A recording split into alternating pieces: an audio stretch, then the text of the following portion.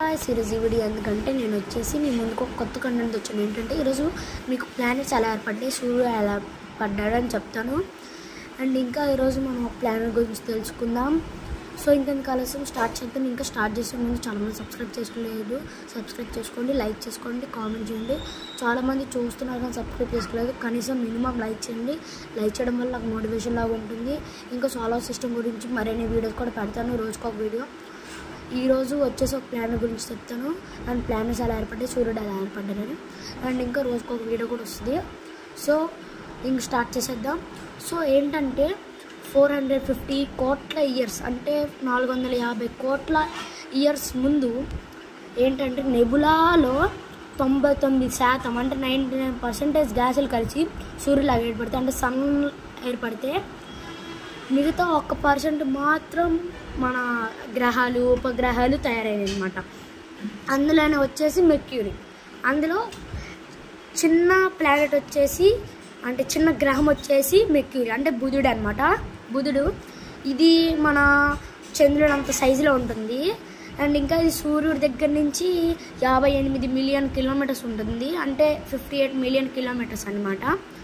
And ఇంకా దీని core వచ్చేసి 90% ఐరన్తో ఉంటుంది అనమాట. అండ్ ఇంకా దీని మీద గ్రావిటీ వచ్చేసి 3.7 మీటర్ స్క్వేర్ అనమాట. అండ్ దీని మీద రేడియస్ వచ్చేసి 2439.7 కిలోమీటర్స్ అనమాట.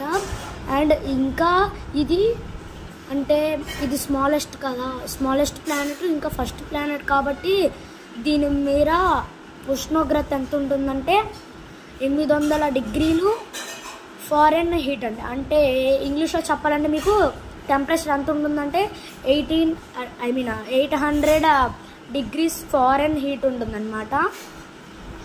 అండ్ ఇంకా ఇది ఒకసారి తన చుట్టూ తను నెమ్మది తిరుగుతుంది. ఎంత అంటే అది తన చుట్టూ తను తిరుగుకొని ఒక డే కంప్లీట్ అవ్వాలంటే మన భూమి డేస్లో కంపారిజన్ చేసి చెప్తున్నాను 59 రోజులు అయిపోతాయి అనమాట. తన చుట్టూ తను నెమ్మదిగా తిరిగి ఒక రోజు అవ్వాలంటే మనకి భూమి మీద 59 రోజులు అయిపోతాయి అనమాట. అండ్ ఇది ఆర్బిటల్ పీరియడ్ వచ్చేసి 88 డేస్ అనమాట. ఈరోజు మీకు ఈ వీడియో నచ్చింది అనుకుంటున్నాను. అండ్ ఇంకా రోజుకు ఒక వీడియో వస్తుంది కూడా. చాలామంది చూస్తున్నారు కానీ సబ్స్క్రైబ్ చేసుకోండి. ఇంకా పక్కనే ఉన్న బెల్ ఐకాన్ ఆన్లో ఉంచుకోండి. ఇంకా లైక్ చేసుకోండి, కామెంట్ కూడా చేయండి. చాలా మంది చూస్తున్నారు కానీ సబ్స్క్రైబ్ చేసుకోవట్లేదు. పర్వాలేదు కానీ కనీసం లైక్ చేసుకొని కామెంట్ చేయండి గైస్. దానివల్ల నాకు ఒక మోటివేషన్ లాగా ఉంటుంది. ప్లీజ్ దయచేసి. And see you next video. Tata, bye bye, signing off friends, bye.